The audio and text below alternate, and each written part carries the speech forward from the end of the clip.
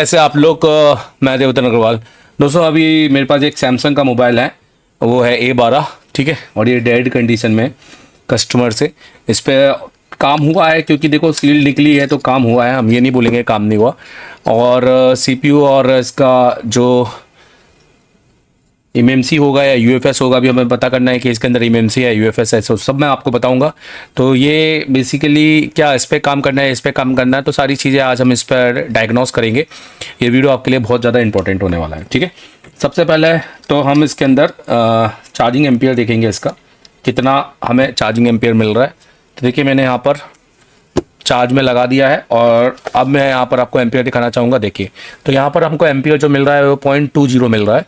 तो इसका मतलब बेसिकली जो हमारा एम्पियर होना चाहिए वो एटलीस्ट BPH बनने या हमारे फ़ोन को पोर्ट बनाने के लिए 0.60 चाहिए, बट अभी हमें 0.20 मिल रहा है। तो इसका मतलब है कि हमें देखना पड़ेगा कि इसके अंदर हमारा किसी प्रकार का बग भी बन रहा है कि नहीं बन रहा है।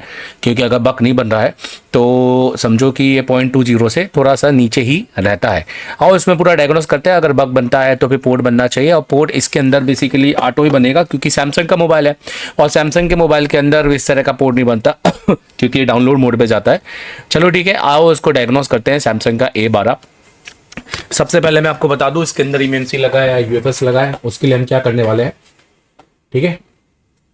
तो देखिए हम गूगल पे जाएंगे, गूगल पे जाके हम लिखेंगे सैमसंग A12 और हम इसके GSM एरिना फोरम के अंदर जाएंगे और यहाँ पर हम देखेंगे कि इसके अंदर मीडियाटेक का CPU है बेसिकली सैमसंग A12 में, बट मे बी हमारे वाले में सैमसंग A12 में मीडियाटेक नहीं है। तो ये है A27F, तो हमें A27F मॉडल यूज़ करना पड़ेगा, ठीक है। तो हम यहाँ पर A12 की जगह A27F यूज़ कर लेते हैं। तो वही आया है सैमसंग का A12 ही आया है यहाँ पर। और ये मीडियाटेक का CPU बता रहा है, चलिए डन डन डन। और अगर हम यहाँ पर बात करें तो इसके अंदर हमें एमएमसी लगाया यूएफएस, तो हम इसके अंदर चार्जर लगाएंगे और देखेंगे कि क्या इसके साथ कुछ इनिशियल वोल्टेज मिल रहे हैं कि नहीं मिल रहे हैं करके। तो आप देख सकते हैं कि मैंने यहाँ पर मल्टीमीटर को वोल्टेज में डाला हुआ है, ठीक है। और मैं यहाँ पर चार्जर का यूज़ करूँगा, मैंने यहाँ पर चार्जर भी यूज़ कर लिया है। और मैंने आपको एक स्क्रीन पे अपनी SMD दिखा रहा हूँ और एक स्क्रीन पे अपना मल्टीमीटर दिखा रहा हूँ। तो सबसे पहले हम इसका BPH चेक करेंगे, तो देखेंगे कि हमारा BPH इसमें बन रहा है कि नहीं बन रहा है। देखिए तो बैटरी निकाल लेते हैं और चार्जर लगाकर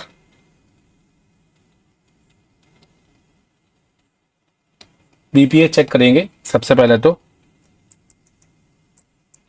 कि BPH बन रहा है कि नहीं बन रहा है। देखिए तो जैसे ही मैंने यहाँ पे कनेक्ट किया 3.5 वोल्टेज मुझे मिल रहा है, इसका मतलब है कि मेरा जो BPH है वो तो बन रहा है। तो देखिए सबसे पहले हम इसका बैटरी चेक करेंगे, मतलब BPH चेक करेंगे, BBAT-SYS, जो कि आप देख सकते हैं कि हमारा स्टेबल बन रहा है।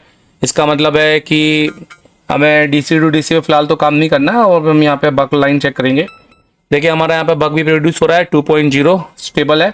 बाकी सब पर हमें वोल्टेज मिलना चाहिए 0.7। बक है CPU buck, CPU buck, CPU buck and CPU and high low LDO। तो ये तो जनरेट हो रहा है, तो इसका मतलब ये है कि बराबर हमारा यहाँ पर पावर IC तो फुल एक्टिव है, हमें पावर IC पे काम करने की ज़रूरत नहीं है। और यहाँ पे जो क्रिस्टल है, इस क्रिस्टल पे भी हम चेक करेंगे तो हमें 0.7 0.8 समथिंग कुछ करके वोल्टेज मिलना चाहिए।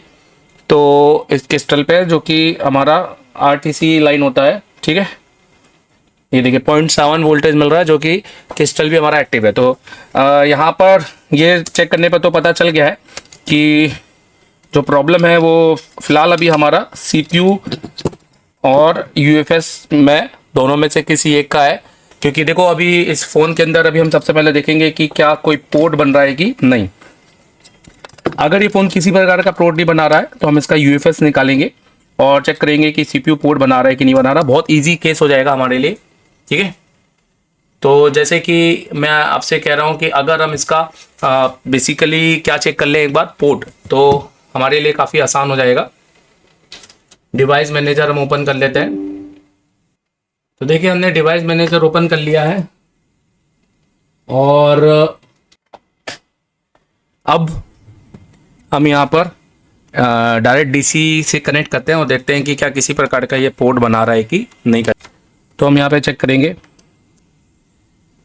देखिए हमने इस पे लगाया हुआ है और अभी फ़िलहाल हमारा कोई भी पोर्ट नहीं बना है।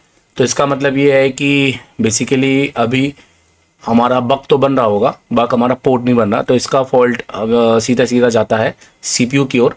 बट यहाँ पर हम एक बार कंफर्म करने के लिए अपना यूएफएस उतारेंगे और उसके बाद में हम देखेंगे कि पोर्ट बन रहा है कि नहीं बन रहा है, क्योंकि प्रॉब्लम हमारा यूएफएस से भी हो सकता है। ठीक है, तो चलिए अब हम यहाँ पे अपना यूएफएस को उतार लेते हैं।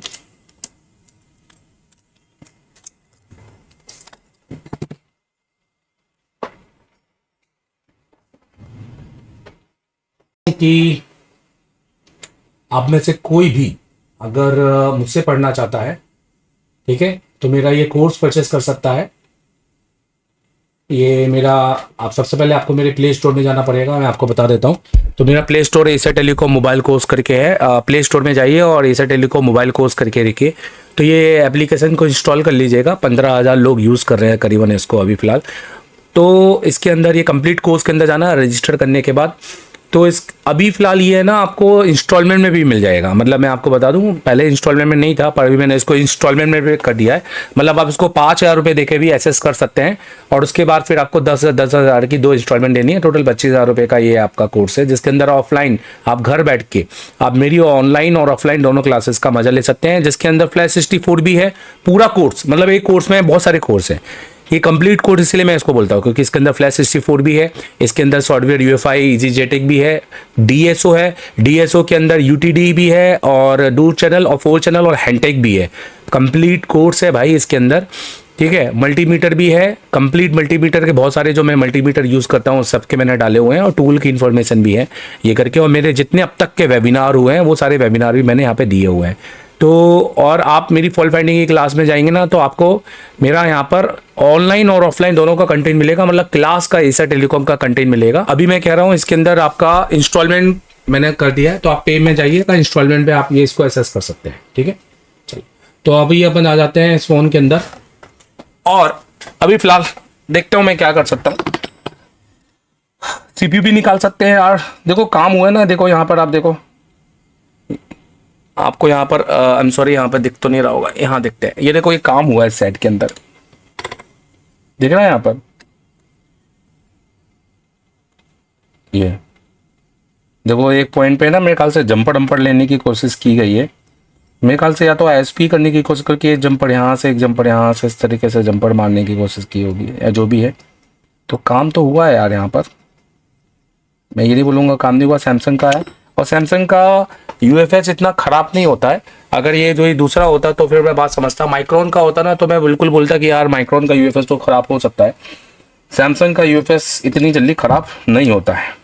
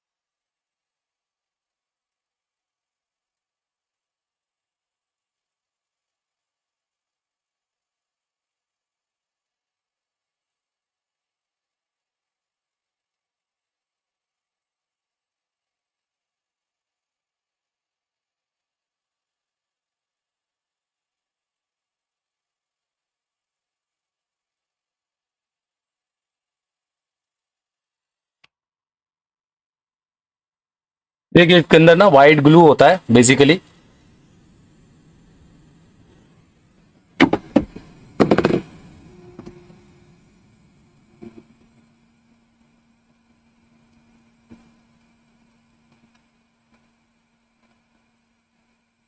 ठीक है, हमारा कोई पैड नहीं निकला है, अभी हमारे सारे पैड ओके हैं। और आप देख सकते हैं अभी इस समय मैं लाइव हूँ पूरे इंडिया में, और ये सारा काम मैं अभी लाइव कर रहा हूँ। ठीक है, तो बेसिकली ये हमारा कॉन्फिडेंस होता है जो हमें पता होता है। और एशिया टेलीकॉम का नाम तो खैर बोलने की ज़रूरत ही नहीं, इंडिया में काफ़ी फेमस है। क्योंकि हमारा तो सीन ये है कि मेरा काम, क्योंकि मेरे को, मैं अपने आप को बता सकता हूँ कि यार अगर आप मुझे अपने आप को सौंप दें तो मैं आपको सिर्फ टेक्नीशियन नहीं, टीचर बना दूंगा। क्योंकि मेरे को पता है कि कैसे पढ़ाना होता है और किस तरीके से जीरो से बिल्कुल एडवांस तक ले जाना होता है। इसलिए मेरे से ज़्यादा पढ़ने वाले भी जो स्टूडेंट होते हैं ना, जो ज़्यादा एजुकेट भी नहीं होते, 9वीं 10वीं, वो भी तक टीचर बन जाते हैं। ठीक है, और मेरा काम ही है कि मैं चाहता हूँ कि आप ज़िंदगी भर आप स्टूडेंट बन के नहीं रहो, आप टीचर बनो भाई। क्योंकि इस लाइन में जितना पोटेंशियल है ना उतना खींच सकते हो। और जो मेरा कॉन्फिडेंस है वो देता हूँ मैं स्टूडेंट को। समझ रहे हो मेरी बात? कॉन्फिडेंस तभी आता ना जब आपको नॉलेज रहता है, सिंपल सी बात है। खाली एक वीडियो बनाने से या डालने से कुछ नहीं होता है। मतलब देखो, जिसमें काम का मन होता है, शिद्दत होती है, वो कहीं से भी काम कर सकता है, अपने घर से भी काम कर सकता है। आप देखो तो मेरा सेटअप शुरू से घर पे भी है और मैं दिन रात काम करने वाला बंदा हूँ। मतलब मैं हमेशा स्टूडेंट को ये प्रेरणा देता हूँ कि आपके पास में 24 घंटे हैं जो मेरे पास हैं। अगर मैं कर सकता हूँ तो आप क्यों नहीं कर सकते? पर आपको एक मोटिवेट करने वाला भी टीचर होना बहुत ज़्यादा ज़रूरी है। तो मैंने क्या किया है कि बहुत सारे लोग जो इंस्टीट्यूट नहीं आ पाते हैं ना, उनके लिए मैंने अपना कोर्स को, ऑफलाइन कोर्स को ऑनलाइन कर दिया है कि मेरा जितने भी ऑनलाइन ऑफलाइन का जो मटेरियल है वो आप घर बैठ के भी देख सकते हैं। ठीक है, ये करके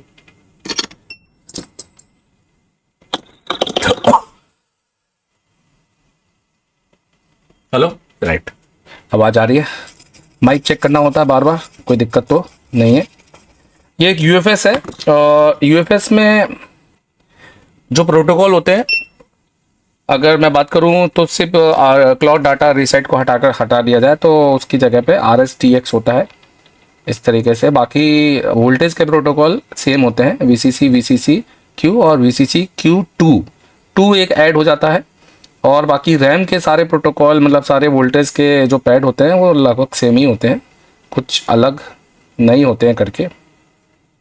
चलो, तो हमने पैडों को भी एकदम बढ़िया बना दिया है, नो डाउट। अब और बहुत सारे अब लोग फ़ायदा उठा रहे हैं। पहले तो क्या था कि इंस्टीट्यूट आना होता था, तो जो लोग IC वाईसी का काम करते थे उनको हम वैसे ही एडमिशन देते नहीं थे। पर अब वो लोग भी मेरे से पढ़ पा रहे हैं, क्योंकि ऑब्वियस है कि वो मेरा एप्लीकेशन को एक्सेस कर पा रहे हैं। समझ रहे हो? कि अगर बुक परचेस करना है ना तो वो एशिया टेलीकॉम पे जाइएगा। ठीक है, आप लोग कितने मैसेज करते हैं सर बुक चाहिए बुक चाहिए? सिंपल है यार, एशिया टेलीकॉम लिखो बस। और एशिया टेलीकॉम करके नहीं आ रहा तो एशिया टेलीकॉम मोबाइल लिख दो तो भी आ जाएगा, एशिया टेलीकॉम। या एक काम करो, अच्छा आपको दिख नहीं रहा है, एक मिनट, या एक काम करो सीधा ना आप asiatelecom.in लिख दो, बस यही स्पेलिंग लिखना है, asiatelecom.in। वेबसाइट पे जाओ, सिंपल सी बात है, यहाँ से डायरेक्ट परचेसिंग करो। ये आपको कॉम्बो है 2599 के, सीधे क्लिक करो और यहाँ पर अपनी डिटेलिंग भर के पे कर दो और आपको खुद हमारी तरफ से कॉल आएगा। और नहीं आया ना तो हमारे इस नंबर पे कॉल कर लेना 7000, जो कि हमारा MD सर का नंबर है। सीधे MD सर से बात करो। समझ रहे हो मेरी बात? पर वो आ जाता है कॉल और ये बुक आपको 8 से 10 दिन में मिल जाती है करके। अब सबसे पहले मैं क्या चेक करने वाला हूँ, देखिए अब मैं ये चेक करूंगा कि क्योंकि मेरा UFS तो नहीं है, खाली CPU लगा है, तो मेरा पोर्ट बनना चाहिए एटलीस्ट। क्योंकि मेरा ना क्या बन रहा था, बग बन रहा था। क्योंकि अब अगर पोर्ट नहीं बन रहा है तो फॉल्ट हमारा CPU में होगा करके। तो मैंने देखिए यहाँ पर लगा लिया है और अब मैं आपको यहाँ से दिखाना चाहूँगा। तो देखिए अभी भी कोई पोर्ट नहीं बना है। आप देख रहे हैं यहाँ पर, कहीं यहाँ पर एक मॉडेम का पोर्ट बनता है या कहीं पे भी कोई पोर्ट नहीं बना है, रिफ्रेश तक नहीं हो रहा है मामला। अगर मैं इसको फिर से निकाल के लगाऊं, और जो भी लाइव देख रहे हैं वो शेयर जरूर कर देना, ठीक है, आपके थ्रू और भी लोगों को पता चल जाए। नॉलेज बांटने का काम है, मैं बांट रहा हूँ तो आपको भी अपना ये आगे बढ़ाना चाहिए। तो देखो यार पोर्ट तो बन नहीं रहा है, ठीक है, पोर्ट तो बन नहीं रहा है, ये तो कंफर्म हो गया मामला। एक दूसरे और ले लेते हैं, चलो इससे बन जाए कहीं। तो मेरे ने 2 केबल अपनी पीसी के साथ कनेक्ट किया है और दोनों केबल के साथ कोई भी पोर्ट नहीं बन रहा है। तो पोर्ट नहीं बन रहा है तो पोर्ट बनाने का काम कौन करता है? सीपीयू करता है ना, और कौन करता है? तो मतलब अभी हमारे लिए क्लियर हो गया ना। और हम इसका यूएफएस का भी बहुत अच्छे से प्रोग्रामिंग से भी समझ लेंगे, क्योंकि अब जब निकाला है तो प्रोग्रामिंग भी समझ लेंगे। क्या दिक्कत है, क्या बोलते हो?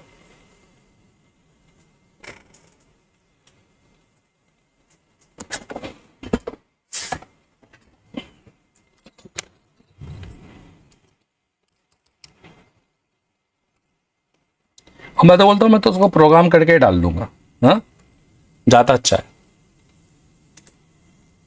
प्रोग्राम कर दो और डाल लो सीधा। अभी मैंने देखो ब्लेड कौन सा यूज़ कर रहा हूँ, बहुत बढ़िया ब्लेड है ये, देख। हाँ 3D ब्लेड बोलते हैं भाई इसको। इसको उठाने की जरूरत नहीं होती, ये अपने आप उठाता है ना। ये देखो कितना बढ़िया ब्लेड है, काम करने के लिए एक नंबर।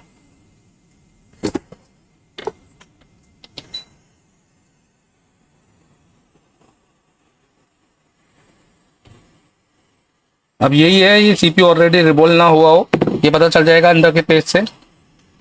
और दूसरा, अगर रिबोल हुआ है तो कोई पैड वैड भी निकला हो सकता है, क्योंकि यार अभी के टाइम पे टेक्नीशियन खाली रिबोलिंग कर रहे हैं, सीपीयू पे काम कर रहे हैं।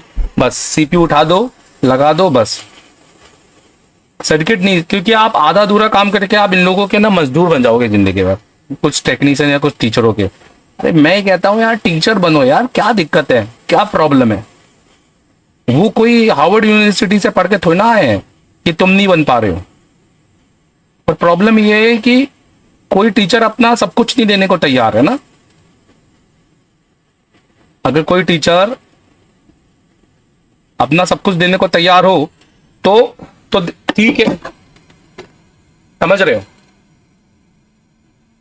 ये देखो ये सैमसंग का ये करके है, तो हमने बिल्कुल भी पैड नहीं निकलने दिया, सब कुछ ओके है, बराबर है। यहां पर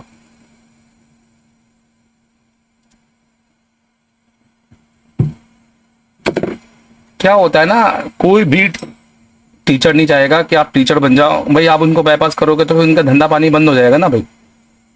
बहुत कम ऐसे इंडिया में टीचर हैं जो ये चाहते होंगे कि आप भी टीचर बनो, आप भी पोटेंशियल है, पर वो इतना आपको पढ़ाएंगे ही नहीं ना। मेन बात ये है, क्यों पढ़ाएंगे भैया? कोई अपना अंदर का ज्ञान क्यों देने वाला है? पर मैं क्यों, आप देखो मेरे यहाँ जितने भी काम करने वाले टाइम के थे, आज देखो बड़े बड़े इंस्टीट्यूट हैं। खैर मैं ये जरूर बोलूंगा उनकी अपनी भी मेहनत है, ठीक है, ऐसा नहीं है कि सब कुछ मैंने किया है, उनकी भी मेहनत है। तो मेहनत करने वाला तो आदमी हर जगह सक्सेस होता है ना यार। पर अगर सही जगह डाटा मिले तो मेहनत काम में भी आएगी, नहीं तो गधे घोड़े ऐसे तो 20-20 साल के तो हम भी लगे हुए हैं। अभी कोई भी टेक्नीशियन आए हमारे पास, है ना, कोई भी टेक्नीशियन आए तो क्या कहता है, सर मैं 20 साल से काम कर रहा हूँ, मैं 10 साल से काम कर रहा हूँ। अरे 10 साल से काम कर रहे हैं तो भैया अब तक तो तुम्हें बहुत बड़ा टीचर बन जाना चाहिए मेरे हिसाब से, तुम्हें तो सब आना चाहिए। पर जब बोर्ड की बात करेंगे तो कंपोनेंट तक नहीं पता है। तो 10 साल दुकान में बैठने को एक्सपीरियंस नहीं बोलते हैं यार। दुकान में बैठने को एक्सपीरियंस है, डिस्प्ले बेचने को, कनेक्टर बदलने को एक्सपीरियंस नहीं बोलते हैं। दिमाग में रखो, सबसे पहले तो है ना दिमाग से आपको है ना खाली होना पड़ेगा। तो दिमाग में जो भरा हुआ है ना कि मेरे को तो सब आता है, ये सब आने वाला जो चीज़ है ना, ये आपको जीरो करना पड़ेगा। क्योंकि जब तक आप इसको जीरो नहीं करोगे ना बॉस, तब तक आपको ही नहीं पता होगा आपको सीखना क्या है। आप तो एक इंस्टीट्यूट में जाते हो, अरे हमारे पास सोचो हम और कितनी सारी ऐसी वजह है जो हम एडमिशन नहीं देते। अब आप सोचो कि कोई कॉल कर रहा है एडमिशन के लिए कि सर मुझे आपसे पढ़ना है, ठीक है।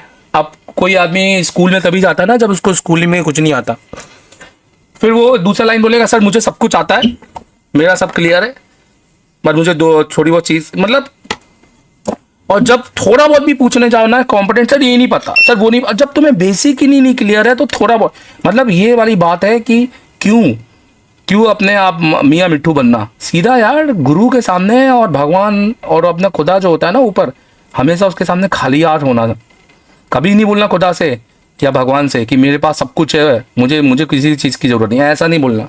हमेशा बोलना कि यार जितना आप मुझे क्या दे सकते हो प्लीज़ दो, ये करके। बट क्या करें, हमारी तो सेक ही भगाने की आदत है ना, 20-20 साल का एक्सपीरियंस, 30-30 साल का एक्सपीरियंस, आता कुछ भी नहीं है। वीडियो ऐसे टच पुंजियों के भी देखेंगे कि क्या बताएं।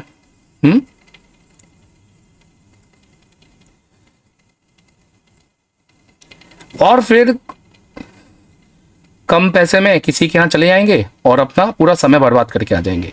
देखो यार, समझो कोई आपसे कम पैसे ले रहा है ना, तो समझो कि क्यों ले रहा है भाई, क्योंकि उसको पता है आप कम पैसे दे सकते हो। वो ज़्यादा पैसे लेने के सच वो नहीं है। अब आईफोन जैसा प्रोडक्ट अगर कम पैसे में बिकेगा तो आप भी शक करोगे, यार आईफोन जैसा प्रोडक्ट 10-20 हज़ार में कैसे बिक रहा है। आप लोगे ही नहीं, आप बोलेगा यार नकली है, नहीं नहीं कुछ तो दिक्कत है। पर अगर आप ले लोगे तो फंस जाओगे। यही हो रहा है मोबाइल रिपेयरिंग में।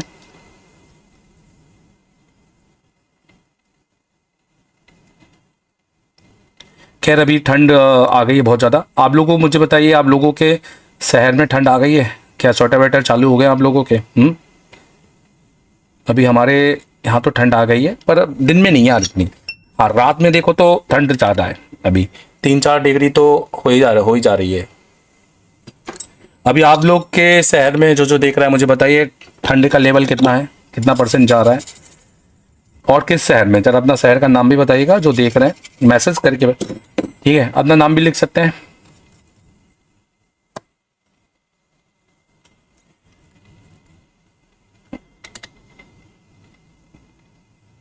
तो देखो इसके अंदर ना एनसी बहुत सारे होते हैं, बट मेरा एनसी ना के बराबर निकले हुए हैं, क्योंकि बहुत सारे एनसी और निकलने हो सकते थे, पर मैंने टेम्परेचर बहुत अच्छा यूज़ किया हुआ है। दूसरी बात ये है कि जो मेरा ये है क्या, ये ब्लेड मेरा काफ़ी बढ़िया है, इससे काम बहुत बढ़िया तरीके से हो रहा है। अभी इसमें पूरा डालने की ज़रूरत नहीं होती ना, कई बार पूरा डाल के पैड ही निकाल देते हैं।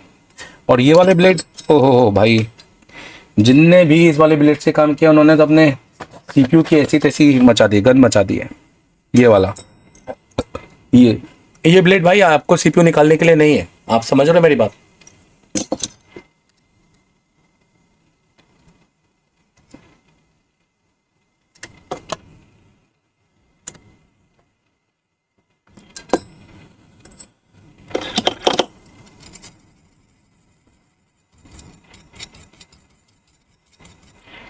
मेरे हिसाब से आपको एक बार मुझसे पढ़ना चाहिए, और अगर आप मुझसे पढ़ेंगे तो आपको कभी कोई दूसरे टीचर की ज़रूरत नहीं पड़ेगी करके, ठीक है? और क्योंकि आपका फ्लैश 64 का भी कंटेंट क्लियर हो जाएगा, और आप 100% आप में इतना कॉन्फिडेंस आ जाएगा कि आप एक इंस्टीट्यूट ही खोल लोगे। समझ रहे हो मेरी बात? मैं इतना कॉन्फिडेंस पैदा कर दूंगा आपके अंदर।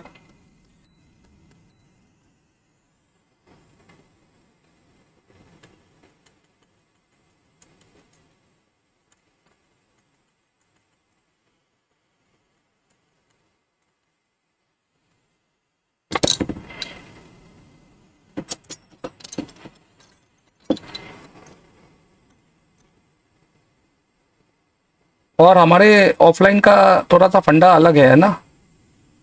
देखो, हम वैसे बिजनेस वाले नहीं करते जैसे बाकी लोग करते हैं कि तीसरे दिन की क्लास में भी एंटर कर दिया, चौथे दिन की क्लास में भी कर दिया। सीन ये है कि भाई अगर आपको आईसी निकलना नहीं आता है तो आप बिल्कुल आइए, और अगर आता है तो आप उस चीज़ को मेरी क्लास में आप घर बैठ के आराम से पढ़िए, कोई दिक्कत नहीं है।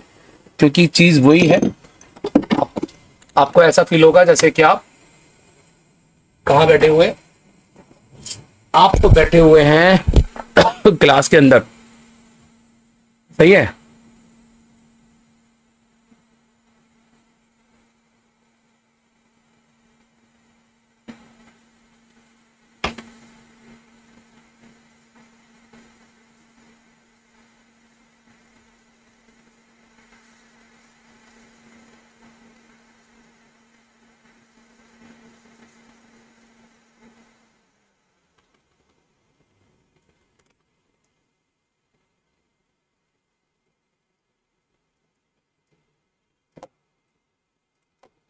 हाँ सर थोड़ा ऐप खोल के देखिए ना अपनी वाली क्लास पर। हाँ, वो नहीं नहीं चल रही अभी ऐप में। हाँ, कोई सर्वर में इशू है। हाँ, वो नहीं चल रही है। वो उससे उनसे भी पूछ लेना, दीपक से एक बार, क्या दिक्कत है। हाँ नहीं, मैं नहीं लगा रहा, और वो मैं लाइव था ना इसलिए। हाँ मैं अभी भी लाइव हूँ और एप्लीकेशन ही दिखा रहा था, पर वो सर्वर में कोई दिक्कत है मेरे ख्याल से। हम्म। हाँ ठीक है। और बुक के लिए आ जाना फिर तुम। अच्छा अच्छा। ठीक है। हम्म।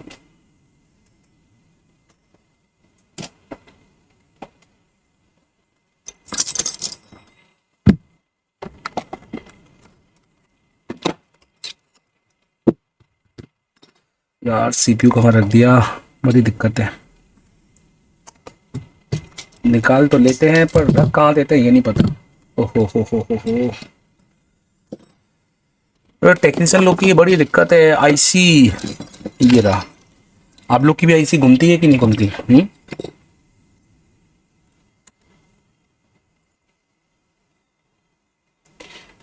आईसीओ का बड़ा लोचा है ना।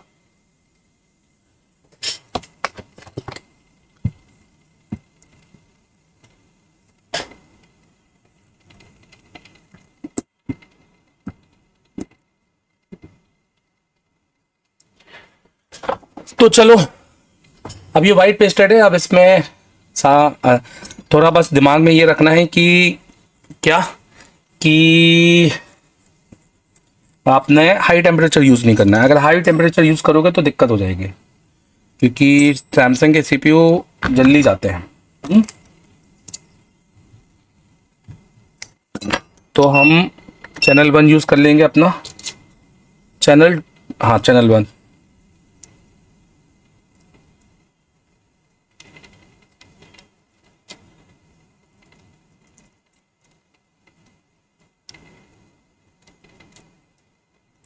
तो ये पूरा वाइट पेस्टेड है इसके ऊपर।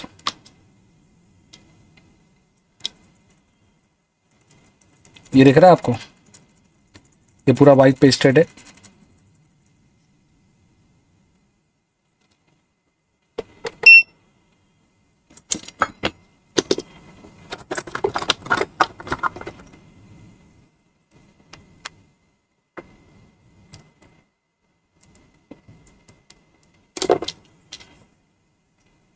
रोजिंग सबसे बेस्ट है यार इस मामले में, कुछ भी कहो।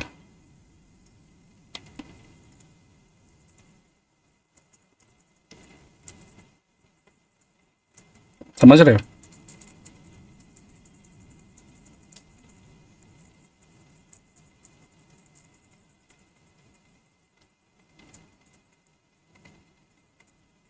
लो भैया, पेस्ट तो सारा निकल गया।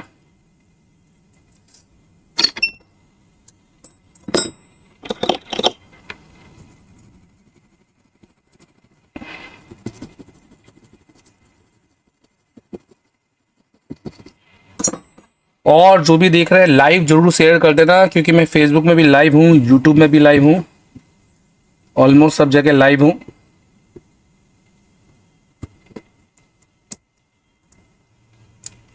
भाई सैमसंग के सीपीयू बहुत जल्दी ब्रेक होते हैं। हाँ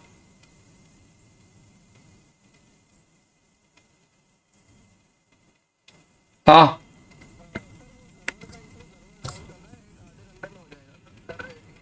हाँ सही है ना, सर्वर का इशू है। हाँ ये तो आता रहता है इसके अंदर। हाँ हाँ ठीक है ठीक है।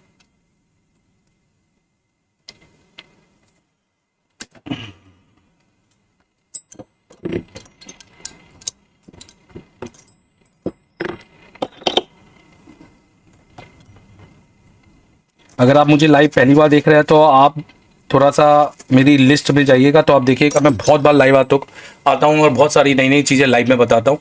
समझ रहे हैं आप मेरी बात?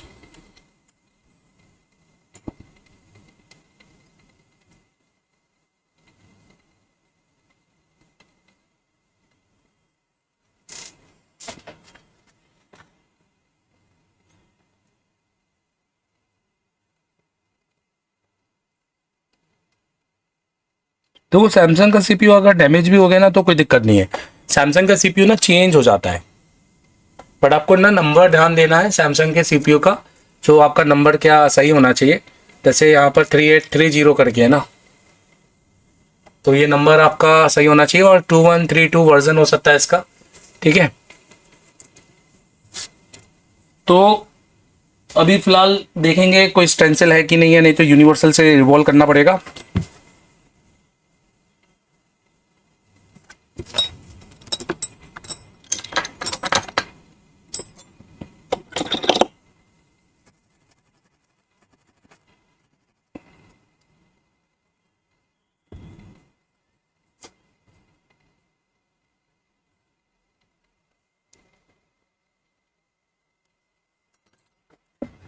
स्टेंसिल देख लेते हैं एक बार।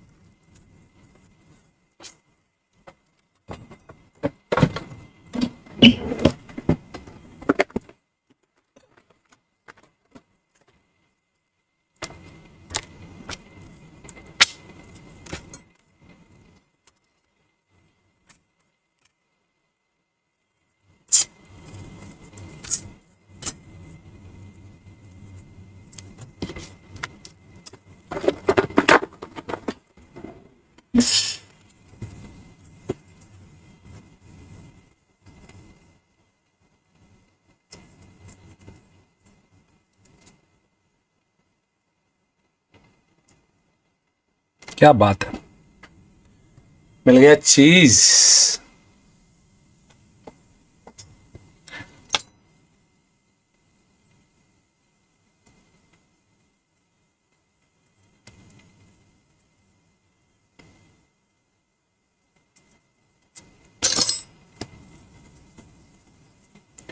ये जो सीपीयू का पैक है ना, एक नंबर चीज है। इसमें ना ऑलमोस्ट सारी स्टेंसिल तो मिल ही जाती है। हम अपने सारे स्टूडेंट को ना ये परचेस करवा देते हैं टूल डीलर से। अभी हम कोई भी टूल नहीं बेचते हैं, दिमाग में रखिएगा, पर हम परचेस करवा देते हैं।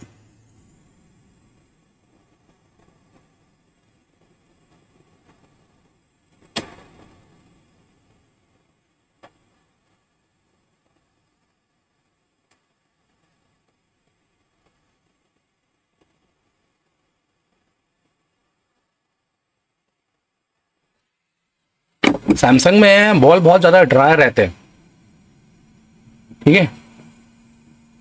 तो सैमसंग की रिबॉलिंग जल्दबाजी ना करें, आराम से करें, कोई दिक्कत नहीं।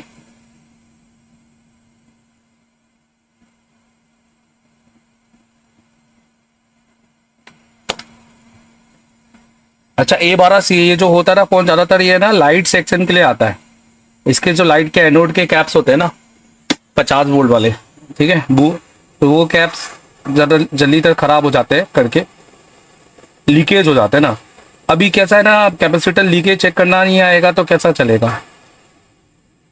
और LM IC इतनी बहुत सही आईसी है, अगर आप उसको अच्छे से पढ़ोगे ना तो आप उस आईसी की जगह कोई और आईसी भी लगा सकते हो।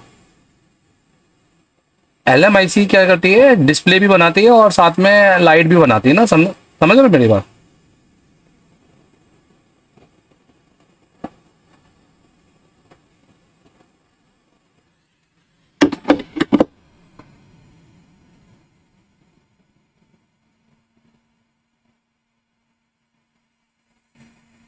तो डिस्प्ले भी बना रही है और लाइट भी बना रही है। और इस सेट के अंदर ज्यादातर फॉल्ट है ना, no graphics no light. Samsung A12 no light no graphics आप में से बहुत लोगों ने बनाया होगा। मुझे बताओ, सैमसंग A12 किस किसने नो लाइट नो ग्राफिक्स में बनाया है सेट। अब देखिए, पूरा आईसी रिबॉल है, ये 2 पैड बस ड्राई है, इसको हम ऊपर ही से बना लेंगे।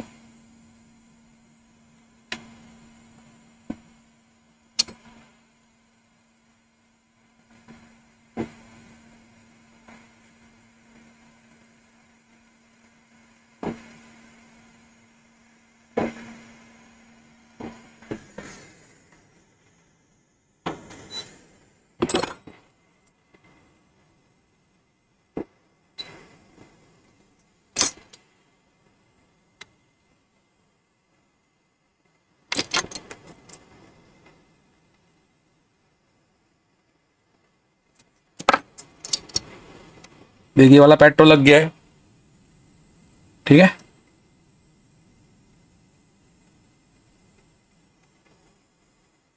ये वाला पैड देख लेते हैं।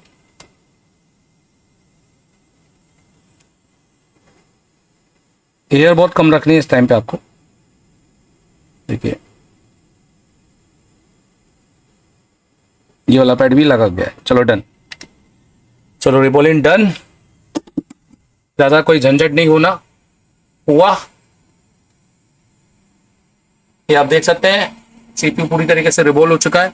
अब ऐसा नहीं है, यूनिवर्सल से भी कर लेते हैं, बट क्यों अपन अपने सीपीयू को डैमेज करें बार बार काट के। सैमसंग है यार, समझना पड़ेगा। अगर आप यही लोग है ना, ज्यादातर समझ नहीं पाते। क्यों? एक्सपीरियंस किसी भी अच्छी चीज को करने के लिए अगर अच्छे उसमें जाना है तो बढ़िया नॉलेज प्लस एक्सपीरियंस। इसमें क्या प्रॉब्लम है? ये डेड था यार प्यारे, ये फोन शुरू से देखो वीडियो। एडवांस मोबाइल रिपेयरिंग ही होती है, कहीं पर नहीं है कि कोई बेसिक। ये लेवल 1 लेवल 2 जो बनाया है ना, ये बिल्कुल मेरे हिसाब से तो सही रही है चीज़। जो भी है वो क्लास 1 से क्लास 12 तक भी होनी चाहिए स्कूलिंग। इसमें लेवल 1 लेवल 2 कुछ काम नहीं करता है। देखो कंपोनेंट सीखो लेवल 1, कंपोनेंट के बाद सर्किट सीखो लेवल 2, और सर्किट के बाद में प्रोग्रामिंग सीखो लेवल 3 बस। और साथ में फिर सॉफ्टवेयर सीखो। समझ में आ रहा है? इससे लेवल 1 लेवल 2 ऐसा कुछ भी नहीं होता है मेरे हिसाब से तो।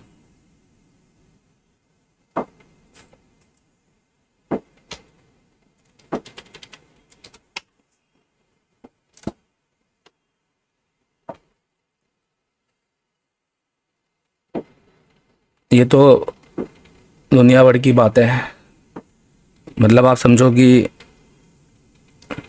फालतू में टाइम वेस्ट करने वाली बात है। समझ रहे हो मेरी बात? चलो अभी देखो मेरा सर्वर ओके हो चुका है।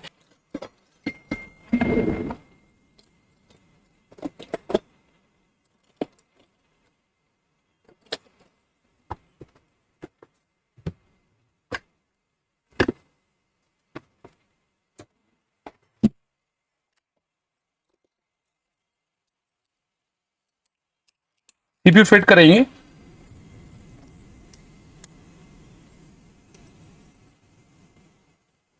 सीपीयू फिट करने से पहले ना आसपास के कंपोनेंट जरूर चेक करना चाहिए। उससे ना हमें क्लियरिटी मिलती है। बहुत जल्दबाजी काम नहीं करना है। देखो काम समझ के करना है, इसलिए कहता हूँ पढ़ लो एक बार क्यों? समझ के कर लोगे तो बहुत अच्छे से हो जाएगा। हाँ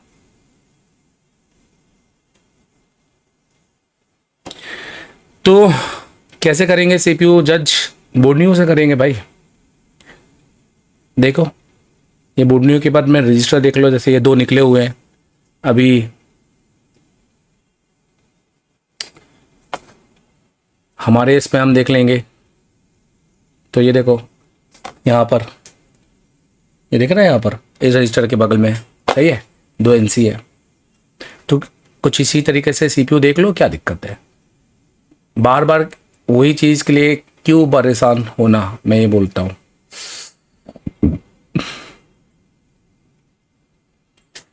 चलो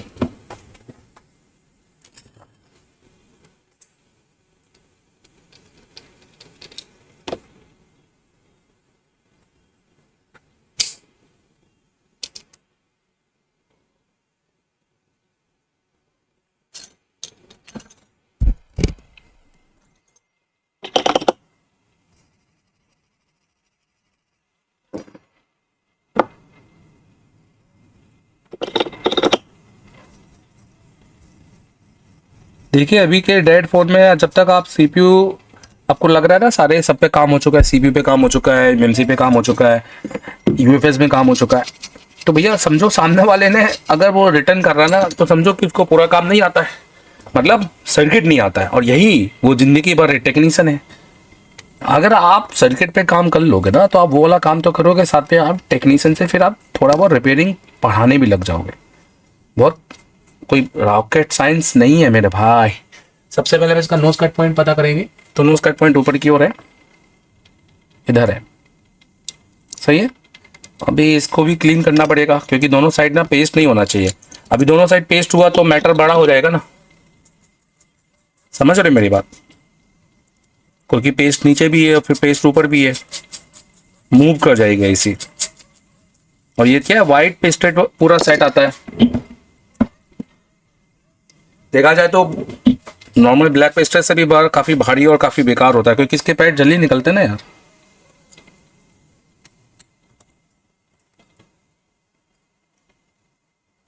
सही है।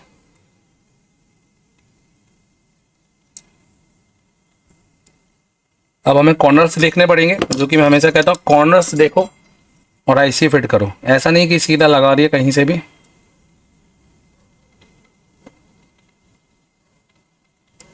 अभी कॉर्नर्स सेट है ना तुम्हारे, देखो देख रहे हैं कॉर्नर्स, तो फिर सब सेट है, फिर तो बैठ जाएगी ना इसी, क्या दिक्कत है। चलो अभी थोड़ी कम हीट, कम एयर।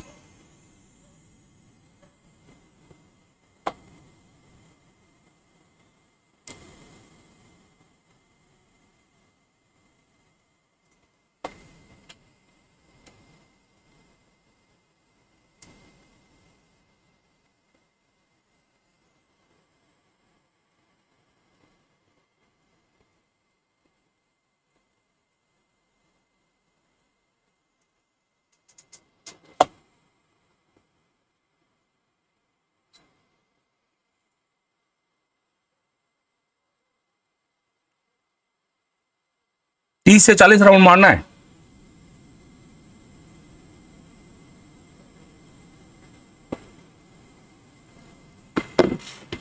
फिर पेस्ट देना है,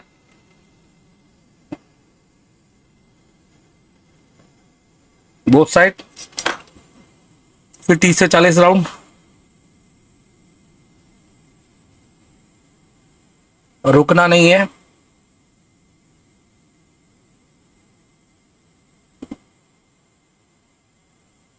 अगर आप सीपीयू लगाना नहीं आता, अगर आपको डर लग रहा है या जो भी है, तो आप आइए बिल्कुल एसर टेलीकॉम। गारंटी क्या होती है वो हम आपको बताएंगे, आपका डर खत्म करेंगे, सीपीयू कंपटीशन में बैठा देंगे, इतना डर खत्म करेंगे कि 10 मिनट के अंदर सीपीयू लगाओगे, जो कभी 1 घंटे में भी नहीं लगा पाए या सही से या फोन ऑन नहीं कर पाए ये करके। समझ रहे हो मेरी बात। देखो पेज बाहर निकल गया,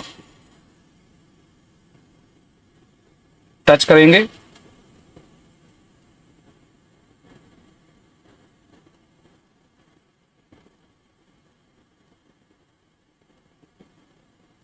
डन।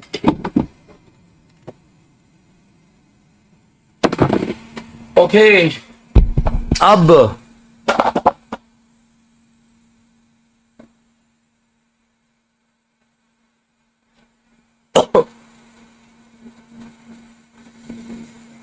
बहुत सारे लोग जुड़े हैं बट शेयर की हो ही नहीं कर रहा, बहुत गलत बात। मतलब ये फीलिंग, ये है ना जो फीलिंग होती है ना कि बस मैं देख लूं और शेयर नहीं करूं, बहुत गलत बात है। थोड़ा बड़ा दिल रखो। अगर कोई आप टीचर, कोई बड़ा टीचर इंडिया का अगर आपके साथ अपना नॉलेज शेयर कर रहा है, आप देख लो कौन कर रहा है, कोई बता रहा है क्या? हाँ, फ्री में आकर ये सारी चीजें नहीं ना। तो अगर आपके साथ कोई शेयर कर रहा है तो आपका भी फर्ज बनता है ना उसको भी मोटिवेट करें कि हाँ सर हम आपका लाइव शेयर करें, ताकि मुझे अच्छा लगे ना और मैं अगली बार वापस आऊं और कुछ नया चीज बताऊं। वैसे बहुत सारे लोग जो फ्री में चाहते हैं चीजें वो भी नहीं शेयर करते। मतलब देखो कभी कभी तो है ना ऐसा लगता है कि क्यों कर रहे हैं, किसके लिए कर रहे हैं। जो पेड वीडियो डालते हैं वही सही है और जो छुपाना है ना सारी चीजें वही सही है। मतलब छुपाओ जो मन में है ना, कई कई बार है ना, कई बार लगता है कि आप ही लोग फीलिंग लेकर आते हो, क्योंकि मन में तो ऐसे ही फील होता है ना कि भाई क्यों बताओ इन लोग को, इनको तो सीखना भी है और शेयर भी नहीं करना। पहले तो आप लोग जितने भी बैठे हो काइंडली प्लीज अपना ये लाइव शेयर कीजिए अपने अकाउंट के साथ, अपने ग्रुप के साथ, अपने अकाउंट के साथ।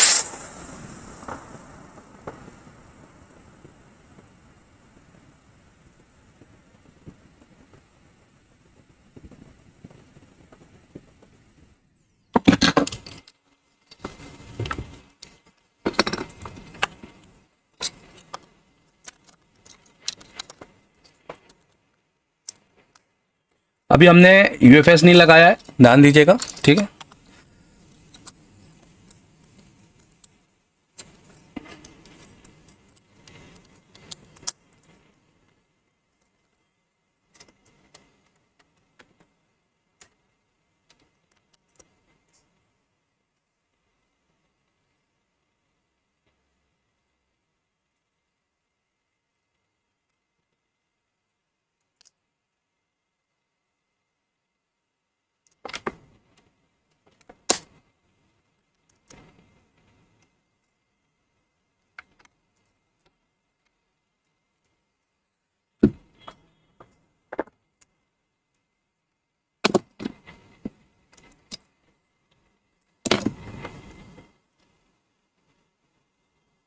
देखो हमारा बग तो बन रहा है ना, बट पोर्ट क्यों नहीं बन रहा है?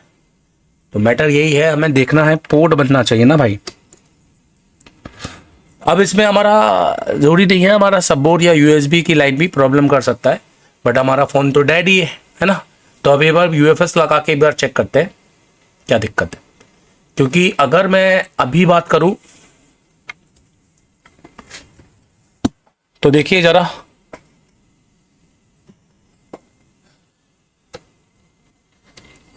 मैं यूएसबी लगाऊंगा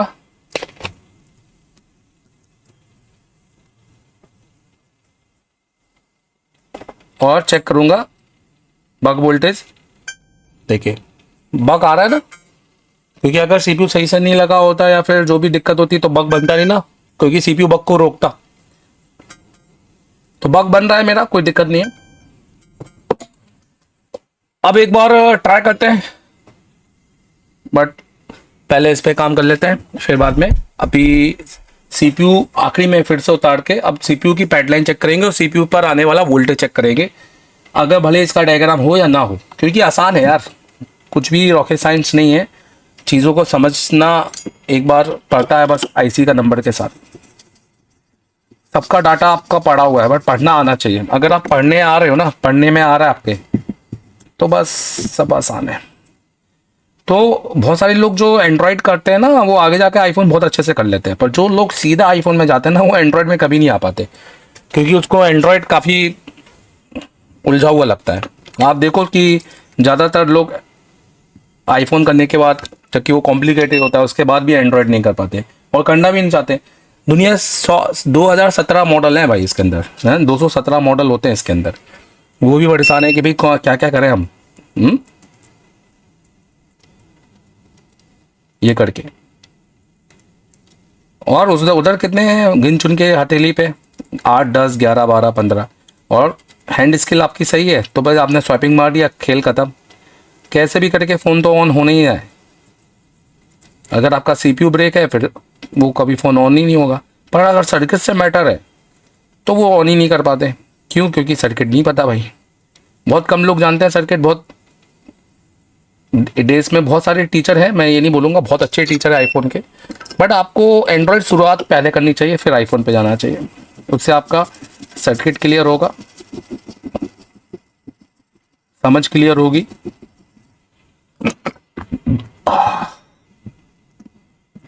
समझ रहे हो? और आपका दायरा बढ़ेगा, आईफोन भी करोगे एंड्रॉयड भी करोगे।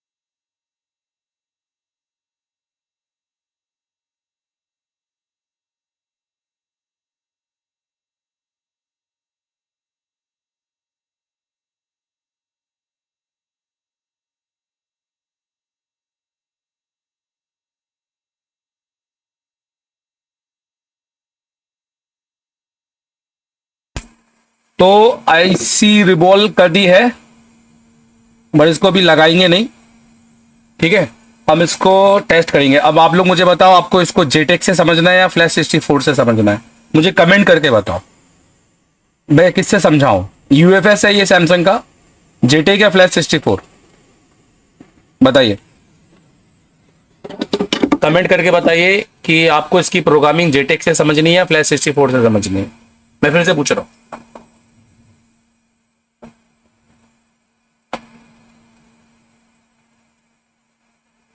एक जन ने पूछा है रेडमी के फोन में हॉल आईसी की जगह कौन सी आईसी होती है? यार क्लासेस अटेंड करनी पड़ेगी भाई उसके लिए, मैं ऐसे कैसे बता दूं? और 10,000 सवाल अपने क्लियर करो ना, एक सवाल से क्या होता है प्रभु। मैं फिर से पूछ रहा हूं आप लोगों से, मुझे जेटेक से इस आईसी को मैं आपको जेटेक से बताऊं कि ये प्रोग्राम है या नहीं है, या फ्लैश 64? और अगर आप जानना चाहते हैं तो आप पहले तो मेरा ये जो लाइव है उसको शेयर करो, ठीक है। फ्लैश 64 ज्यादा आ रहे हैं कमेंट्स। मैं फिर से कह रहा हूं, आपको जेटेक से सीखना है फ्लैश 64 किससे सीखना है, मतलब किससे बताओ? ठीक है, आपको फ्लैश 64 से बता दूं? भैया लाइव शेयर करो। अगर आप चाहते हो कि मैं आपको बिल्कुल सारी चीजें डिटेलिंग में बताऊं इसकी, तो शेयर कर दो लाइव। ये हमारा है फ्लैश 64, हम इसके अंदर यूज करेंगे। और ये चीज बड़ी तगड़ी है यार, अभी इसको यूज ही नहीं किया मैंने, करूंगा मैं यार। धीरे धीरे सारा टाइम मिलता है ना, टाइम नहीं मिल पा रहा भाई। ओके, तो ये फिर से मैं कह रहा हूं, जो जो कमेंट कर रहे हैं भैया शेयर करो लाइव, ठीक है। मुझे भी अच्छा लगेगा ना। एक बार बताओ, आप मेरे लिए कुछ नहीं करना चाहते? सब मैं ही करता रहूं? क्यों भाई? फिर ऐसे में ना, फिर बहुत सारी चीजें जो हाइड रहती है वो बताने की इच्छा नहीं होती ना, आप समझो। फिर आप चाहते हो कि सर आप बता कुछ नहीं रहे हो ये और वे, फिर क्यों बता यार, तुम भी तो क्या कर रहे हो। लाइव शेयर करो इसलिए। चलो भाई, आईसी कनेक्ट कर ली है, आ जाते हैं इधर।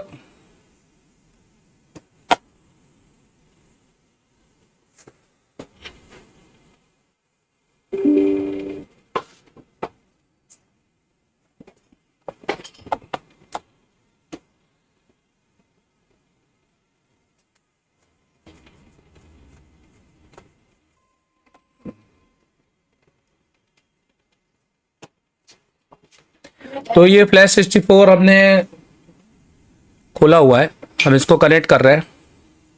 Kindly please share the live as much as you can with your account number, with your accounts like Facebook, WhatsApp group, anything that anywhere that you can. Okay, so this is like for me a very kindness and appreciation for my work that I am showing to you right now here, Flash 64 throughout my PC. That so hello hi, कैसे हैं आप लोग? Good evening, मैं देवतन अग्रवाल। जो भी मुझे देख रहा है वो ओके, कनेक्ट ही नहीं किया यार, बताओ। आईसी ने कनेक्ट ही नहीं किया भाई। 254 बीज यूएफएस, तो ये भी देखना पड़ेगा ना, कहीं एमएमसी तो नहीं है भाई। कनेक्ट ही नहीं किया आईसी ने, क्यों?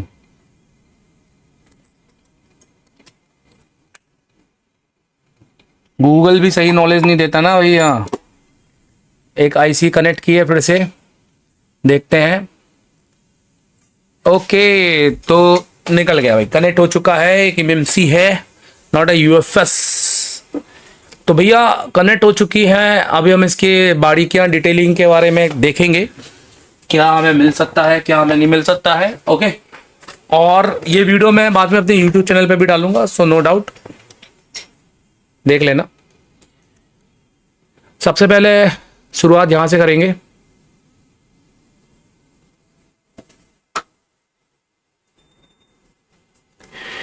देखो भाई, अभी देखो ये है ना, बैकअप ले रही है, पहले एक बार लेने देते हैं पूरी तरीके से। सैमसंग A12 इस अच्छा है ना, इसका बैकअप ले लेता हूँ यार, बाद में कभी जरूरत पड़ेगी। पूरा बैकअप नहीं लिया ना इसने। चलो देखो, तो मोटा मोटा शुरुआत करते हैं।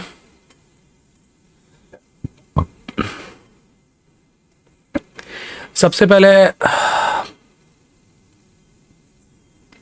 यहाँ से एमएमसी कनेक्ट हुई है 8 बिट। तो देखो आईसी अगर 8 बिट में कनेक्ट हुई है तो समझो कि ओके है ना, सारे आपके जो डाटा 0 से डाटा 7 कनेक्ट हो रहा है, सही है। अब क्योंकि ये सैमसंग की आईसी है और सैमसंग आईसी हमेशा 26 मेगाहर्ट्ज में कनेक्ट होती है, ठीक है। अब आगे जाएंगे। अब इस आईसी का खेला क्या है, इस आईसी के अंदर देखिए सैमसंग लगा हुआ है ना, और KM3V और डैट ये आपका आईसी के ऊपर आईसी नंबर है। आईसी बेसिकली देखें तो 6 GB रैम, 6 GB रैम के साथ में LPDDR4X254 हमेशा 4X में ही आपको मिलेगा, ठीक है। ये आपको यहाँ पर देखने को मिल रहा है। और इसका रिवीजन मतलब EST CHD वर्जन की अगर बात करेंगे तो 1.8 है और MMC का वर्जन है 5.1, ठीक है, सही है ना। तो आपको यहाँ पर पार्टीशंस भी दिख रहे हैं और ये 48 आपका जाइनॉक्स का होता है, ठीक है। ये भी आपका सही है, मतलब बूट इनेबल भी कर रहा है इसको, तो यहाँ पे भी कोई दिक्कत नहीं है, ये आपका होना चाहिए, ठीक है। अब इसके बाद अगर हम आए, देखो मैं ना बहुत डिटेलिंग के साथ नहीं बता रहा हूँ, मैं फिर से कह रहा हूँ क्योंकि आप लोग ने बहुत निराश किया मुझे लगा बहुत सारे लोग जो देख रहे हैं वो शेयर कर रहे होंगे, पर इतने भी शेयर हुए नहीं, इसलिए थोड़ा मन नहीं कर रहा बताने का, समझ रहे हो। ऐसा ही होता है, I am like a mirror, आप जैसे रिएक्ट करोगे वैसे ही मैं रिएक्ट करूँगा, और ये सही भी है ना। देखो आईसी देखा जाए तो 128 GB की आईसी है, ये आपको 116 GB यहाँ पर दिखाई दे रहा है, ठीक है, क्योंकि 64 के बाद 128 ही आता है ना, 112 GB 116 GB सुना है कभी तो ये। और इसके अंदर बूट 1 जो बूट 1 है वो 4 MB का है और बूट 1 ही इसका आपका इनेबल है, जो इसको फर्स्ट लोगो पे लेके आ रहा है, और बूट एक्नॉलेजमेंट इसका चेकआउट कर रहा है, राइट दे रहा है, मतलब फर्स्ट लोगो पे बूट ए, जिसका बूट ए इसका प्राइमरी बूट है और बूट बी इसका सेकेंडरी है। और इसके अंदर ना RPMB की जरूरत नहीं है ना,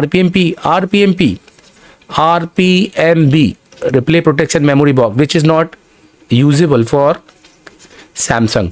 अभी अगर आप इसको 0 भी कर दोगे ना तो भी कोई दिक्कत नहीं है, सेट आपका प्रॉपर ऑन होगा, क्यों, क्योंकि ये यूजेबल नहीं है ना, सैमसंग में नहीं होता है ना। अच्छा हेल्थ देखो तो हेल्थ भी ओके है इसकी, तो मतलब हेल्थ में कोई दिक्कत नहीं है। और जो इसका प्री EOL है, मतलब प्री एंड ऑफ लाइफ, ये भी नॉर्मल है, तो कोई दिक्कत नहीं है। और इसका पार्टीशंस में जो मेन पार्टीशंस है वो ये होते हैं हमारे EFS और SEC EFS, ये 2 मेन पार्टीशन है हमारे, सबसे इंपॉर्टेंट है, बाकी तो आप फिर जितना भी लो। और जो FRP होता है वो तो आप सबको पता है, परसिस्टेंस के अंदर होता है। बाकी इसके अंदर ये जो एरर है, ये एरर को हम इग्नोर करेंगे, क्योंकि बैकअप GPT का कोई एरर नहीं होता है। बैकअप GPT इज लाइक कि आपके पास में मेन प्राइमरी तो है ना, प्राइमरी का एरर नहीं आना चाहिए, बैकअप कह रहा है तो कोई दिक्कत नहीं है, देखो इनवैलिड हो रहा है पर कोई दिक्कत नहीं है, एरर नहीं होता, ये इसको भी बाहर कर सकते हैं बट कोई दिक्कत नहीं है। आप देखो तो GPT मतलब गाइड पार्टीशन टेबल तो आपकी बन गई है ना यहाँ पर, ठीक है। और कोई भी लेटर यहाँ पे चाइनीज़ नहीं होना चाहिए और सारे नंबर लिखे होने चाहिए, और ये सब कुछ लिखा हुआ है। यूज़र डाटा भी आप देख सकते हैं पूरा 109 का। और इसके अंदर जो मेरी बाइनरी नंबर यूज़ हुआ है वो U3 है, तो ये सबसे इम्पोर्टेंट है। अब सबसे पहले मैं ना इसका बैकअप ले लेता हूँ। तो देखो सबसे पहले इसका बैकअप लेने के लिए ना, और यहाँ पे FRP लगा हुआ है, हम इसको कॉपी करेंगे, एक फोल्डर बनाएंगे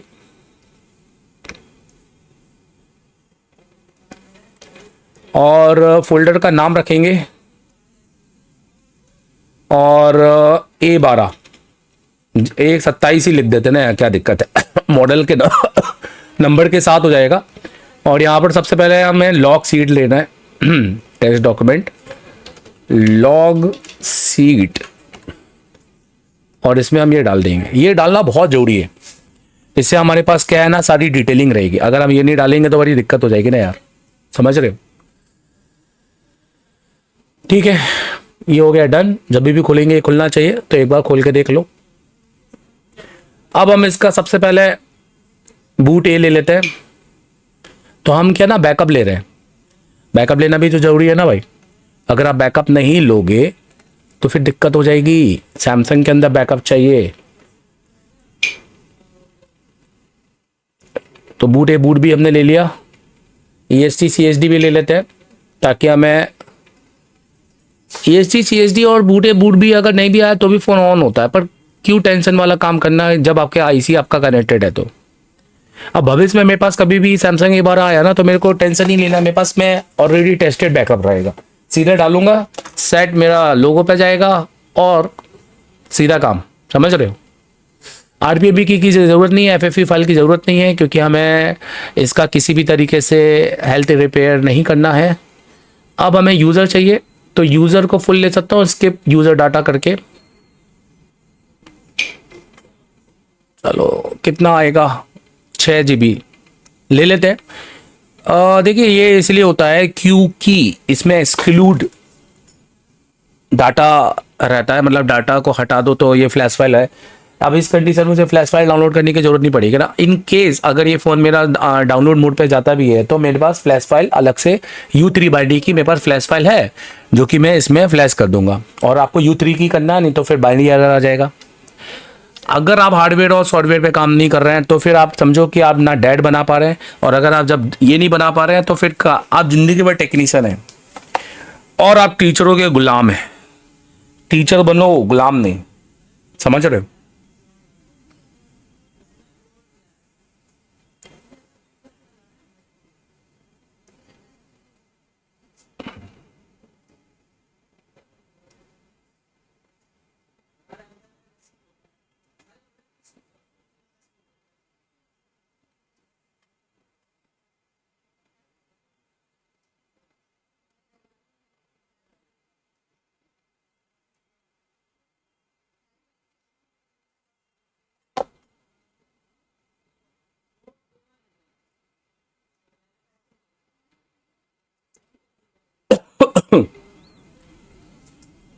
कितनी स्पीड है, 16 MB 20 MB। फ्लैश 64 में UFS की स्पीड होती है, MMC की नहीं।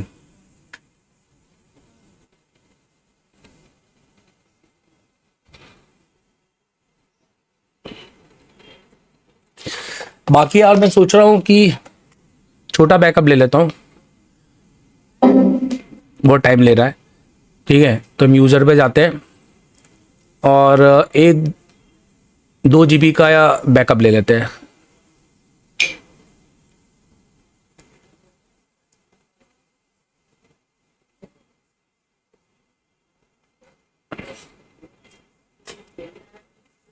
हाँ, क्योंकि ज़रूरत नहीं यार, वैसे भी देखो अपने पास बाइनरी नंबर है ही, अपन को फ्लैश करना है, कोई दिक्कत नहीं है।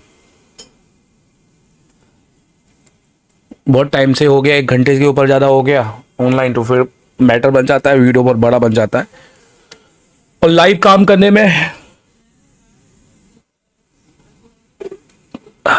बहुत सारी दिक्कतें जाती है भाई। अभी हमारी सॉफ्टवेयर की क्लासेस चल रही हैं। अभी हमारा लास्ट CPU कंपटीशन हुआ था।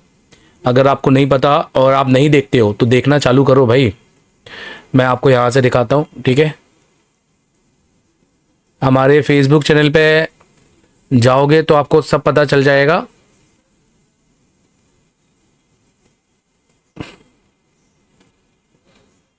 ये वाला भी आप फॉलो कर लो, देवदत्त अग्रवाल एशिया टेलीकॉम करके, जिसमें T-शर्ट बना हुआ है मेरा। ये को अभी तो मैं लाइव आ ही रहा हूँ यहाँ पर। बुक का कंटेन 5G, भाई 5G के लिए कोर्स लो, बुक नहीं, ठीक है। 5G के लिए कोर्स लो, बुक नहीं। ये देखो,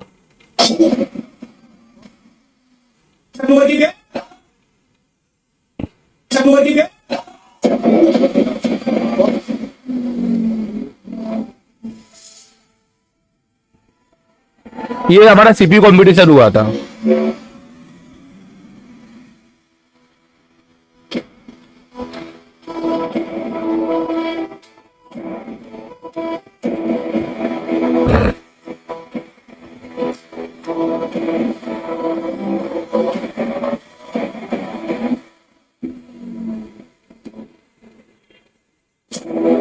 सोचो कि ये वो स्टूडेंट हैं जिन्होंने कभी एसएमडी नहीं छुई, मतलब जिनने कभी माइक्रोस्कोप में काम नहीं किया, वो सीपीयू कंपटीशन में बैठ के काम कर रहे हैं।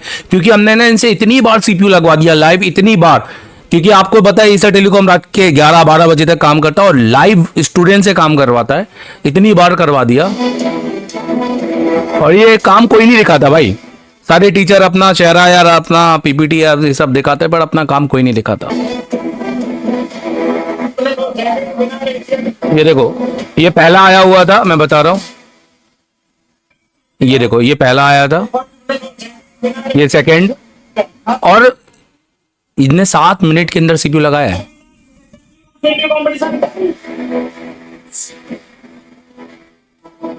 एक सीपीयू को निकाल के कितनी देर में निकाल के लगाया आपने? मैंने 9 मिनट में लगाया। 9 मिनट में लगाया। 9 मिनट में सीपीयू लग के डन हो रहा है चालू। सर आदित्य रंजन नाम है। आदित्य रंजन नाम आपका? आदित्य जब मैं यहाँ एशिया टेलीकॉम, मेरा नाम शादाब है, मैं यूपी से। शादाब कहाँ से? यूपी से सर। तो शादाब मैं आपसे पूछना चाहूंगा कि सीपीयू जब आप आए थे तो यहाँ बोल रहे थे आपने सीपीयू निकालते लगाते नहीं आता? हाँ सर, जब मैंने 26 तारीख को ज्वाइनिंग की थी तो सर से मेरी बात हुई थी कि मुझे बिल्कुल भी बेसिक भी नहीं आता था, ना सीपीयू निकालना आता था। तो सर ने बोला था कि यहाँ आपको परफेक्ट नॉलेज मिलेगा। मैं जिस दिन से आया था मैंने चौथे दिन ही सीपीयू निकालना और लगाना सीख गया था। ओके। आज कंपटीशन था तो मैंने फर्स्ट में सीपीयू लगाया जो 7 मिनट में कंप्लीट किया। जी लगा। एक बार क्लैपिंग कर दो इनके लिए। थैंक यू एसके टेलीकॉम इस तरह का नॉलेज देने। चलो हमारा भी डन हो चुका है। अब हमें ना बैकअप लेना है, तो हम पहले बैकअप ले लेंगे, सिक्योरिटी बैकअप।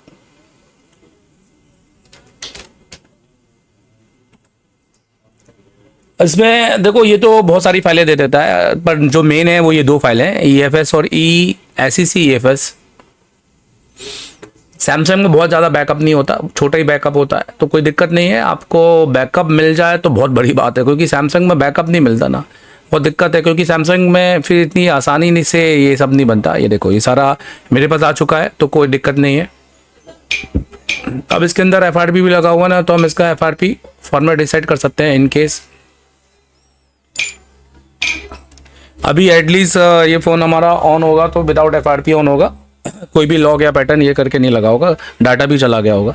पर डाटा की ज़रूरत नहीं है, फ़ोन ऑन करके देना है, सबसे पहला इंपॉर्टेंट काम यही है। तो पहले तो यही कर लेते हैं। और अभी फ़िलहाल चलो इसके अंदर ये भी देख लेते हैं KG लॉक लगा है कि नहीं करके। तो आप यहाँ से चेक KG का स्टेटस कर सकते हो, पर ये लीगल है, इंडिया के अंदर मत करना। देखो ब्लैंक दिखा रहा है, इसका मतलब नहीं लगा है, ठीक है।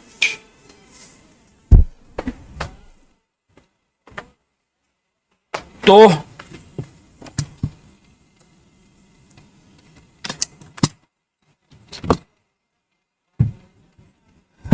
इसका eMMC प्रोग्रामिंग से तो अभी फिलहाल लगता है कि ऐसा कुछ प्रोग्रामिंग की तो ज़रूरत नहीं है, पर बैकअप ले लिया है। इन केस अगर कोई दिक्कत जाती है तो बैकअप है हमारे पास,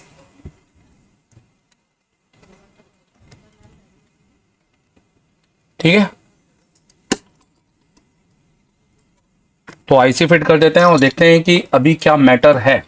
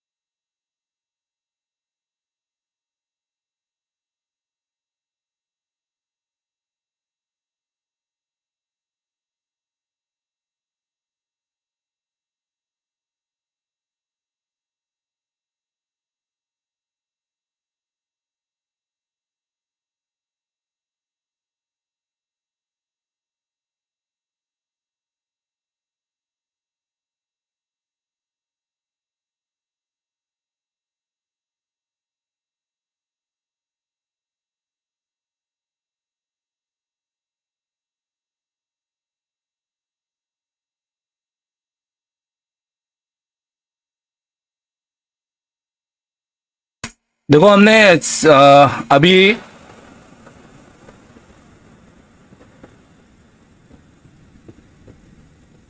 सिर्फ वो काम किया, मोटा मोटा आईसी को रिवॉल्व करके, ठीक है, प्रॉपर जजमेंट करके। देखो पावर तो ओके है, पावर का कोई सीन नहीं है। प्रॉब्लम ये है कि इसके अंदर डीपीडीएम नहीं बन रहा है, तो डीपीडीएम की भी प्रॉब्लम है। तो डीपीडीएम को चेक करना पड़ेगा ना, वो देखना पड़ेगा, क्योंकि एसएम के अंदर जाता है और एसएम से इधर आता है। पहले भाई इस बार एक बार चेक करते हैं अभी क्या सीन बैठ रहा है। सैमसंग के अंदर बड़ा मिस्टीरियस वाला काम होता है, आप समझ रहे मेरी बात।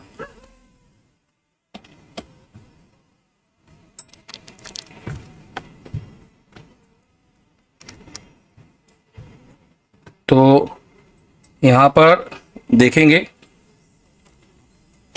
अभी क्या सीन बन रहा है। अभी आप देखें, फिलहाल तो 0.20 ही है, कुछ वही का वही है, सेम है यहाँ पर।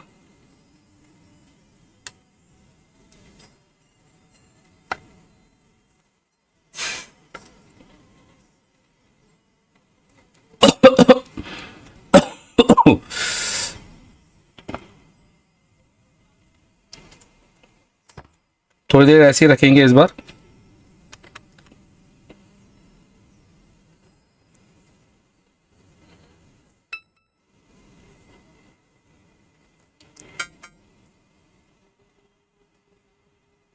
कहाँ गया मेरा I2C?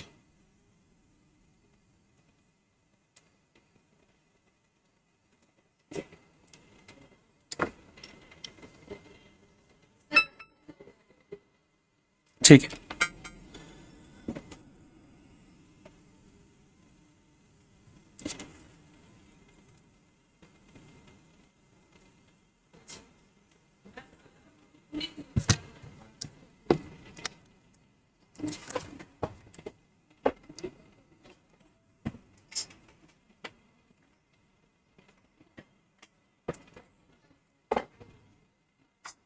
इसका थ्रेशोल्ड भी नीचे हो सकता है, जो कि मुझे लग ही रहा है कि ना के बराबर है।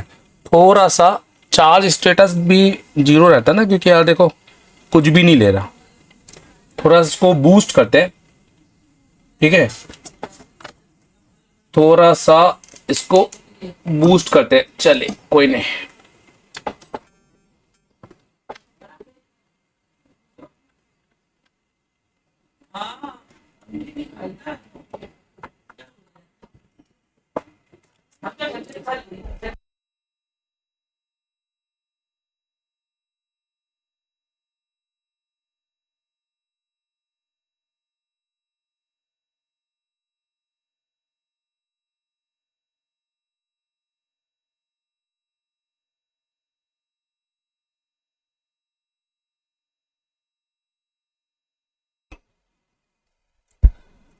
तो देखिए हमने इसके अंदर सीपीयू कर लिया और हमने इसके अंदर यूएफएस निकाल के, पर अभी आप देख सकते हैं 0.20 ले रहा है।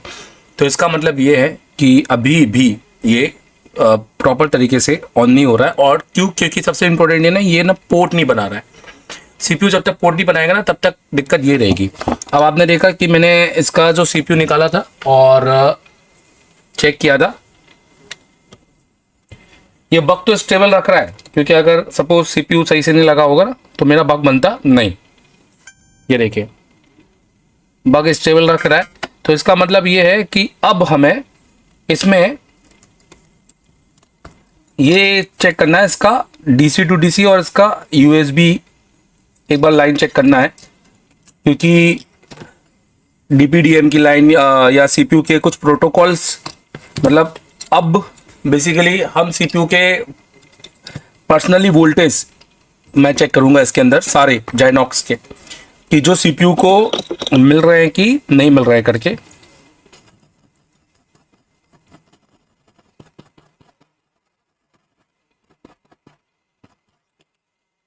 और ये जो मेरी आईसी है ना, इसके भी मेरे को प्रोटोकॉल चेक करने पड़ेंगे, कुछ इनेबल सिग्नल, क्योंकि अब ये वो कंडीशन है जिस पे आपको अपना दिमाग लगाना है, ठीक है। तो अभी तक फिलहाल वीडियो मैं यहीं पे खत्म करूंगा, क्योंकि अब इसके बाद ये तो कंटेंट मेरा पेड हो जाएगा और मैं ये फ्री में नहीं डाल सकता। ये मैं एप्लीकेशन में डालूंगा, सीपीयू के सारे वोल्टेज कैसे चेक करना है, और इजीली हो जाएंगे। क्यों? क्योंकि इसमें मुझे ज़्यादा टाइम लगेगा नहीं। मैं आपको बताता हूँ क्यों। क्योंकि इसके अंदर मेरे पास में स्कीमेटिक डायग्राम में आप देख सकते हैं, लेआउट है। तो मुझे बस सही वोल्टेज चेक करने हैं, कौन कौन से वोल्टेज मेरे एक्टिव वोल्टेज हैं जो कि मुझे चार्जर लगने पर मिलने चाहिए। और इसके साथ में इसका एक डाटा शीट भी बनाऊंगा, ताकि आने वाले स्टूडेंट को इसका डाटा शीट भी डायरेक्ट दे सकूं। हमें बस सीपीयू पे जाना है। ये देखिए UCP 4000, क्योंकि सारा काम करने के बाद में ना अब हमें बेसिकली, ये तो हमारा GPIO की लाइन हो गई, और ये हमारे RF सेक्शन, USB, देखो ये USB सेक्शन है, ठीक है। ये देखो, ये अभी हमें जितने भी इसके जैसे क्लॉक हम सिग्नल चेक करेंगे, बट बेसिकली क्लॉक सिग्नल इसके ओके होंगे, क्योंकि नहीं तो वोल्टेज फ्लक्चुएट करते। ये मेरा वोल्टेज वाला पार्ट है। अभी मुझे सारे वोल्टेज चेक करने पड़ेंगे, जो कि मुझे देखना है कि सीपीयू को मिल रहे हैं कि नहीं मिल रहे हैं, क्योंकि इसके अंदर बहुत सारे वोल्टेज ऐसे हैं जिसकी वजह से हमारा फ़ोन पोर्ट नहीं बनाएगा और लो बूटिंग पर रहेगा। खैर, तो ये सारी चीज़ें अभी मैं पेड ही दूंगा और मेरे एप्लीकेशन के थ्रू मिलेंगी। और आज पता नहीं क्यों सर्वर के चलते मेरा एप्लीकेशन ओपन ही नहीं हुआ, पर कोई नहीं है। आप लोग एप्लीकेशन को परचेस कर लेना, मतलब इंस्टॉल कर लेना, और इसको खोल के इसका कंटेंट देख लेना। ये एप्लीकेशन है आपकी, और इसको परचेस ज़रूर करना, क्योंकि इसमें बहुत कंटेंट है।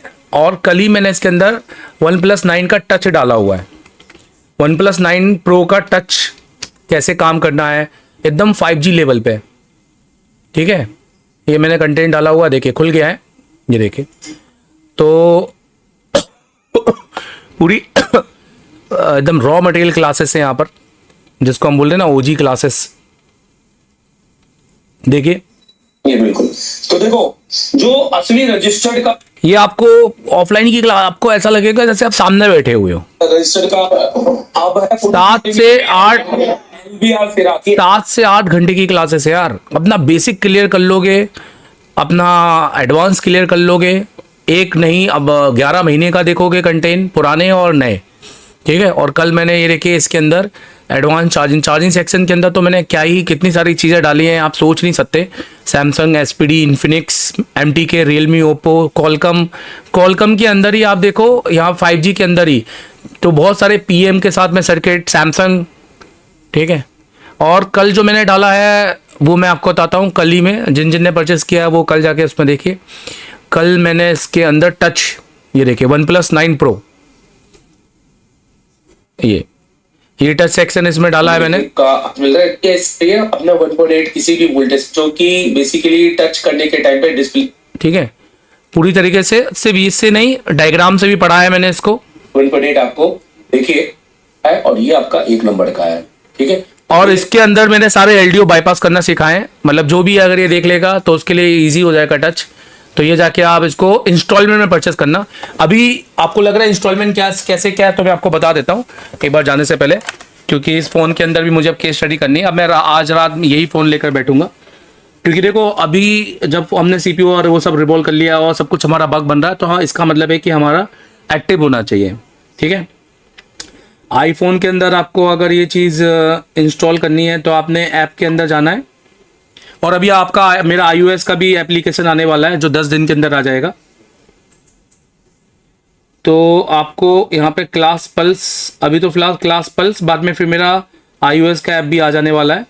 यहाँ से आपने इसको इंस्टॉल कर लेना है। खैर, मैं आपको तरीके बता दूंगा। अभी तो मैं क्लास पल्स सीधे ओपन कर लेता हूँ। ये मेरा FRGF मेरा एक इंस्टीट्यूट का कोड है, ठीक है। ये कोड है हमारा, अगर हम इस कोड की बात करें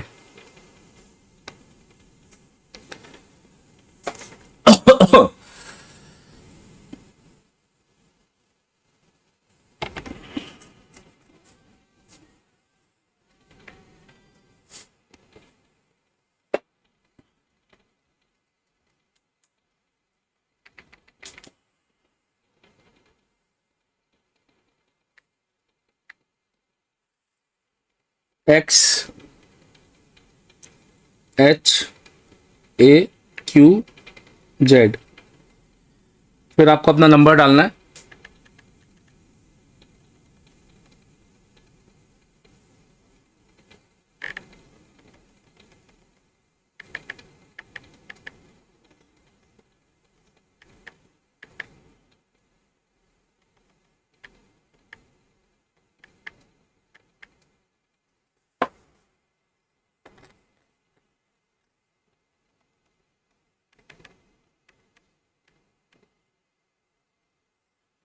नंबर डालने के बाद OTP आएगी और 1 मिनट बस।